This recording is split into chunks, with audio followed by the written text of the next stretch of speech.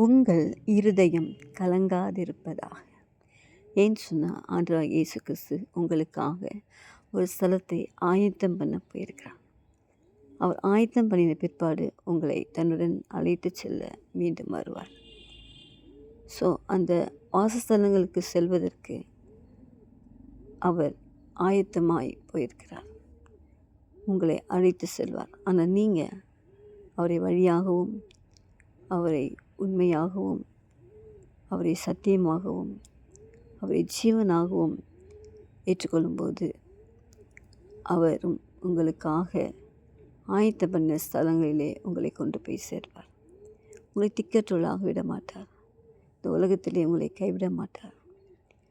நான் வந்து உங்களை அழைத்து செல்வேன் என்று சொன்ன கர்த்தர் நமக்காக ஆயத்தம் பண்ணின வாசஸ்தலத்தை நிச்சயமாகவே நமக்கு தருவார். அவர் சீக்கிரமாய் வரப்போகிறார் நம்மை அழைத்து செல்ல.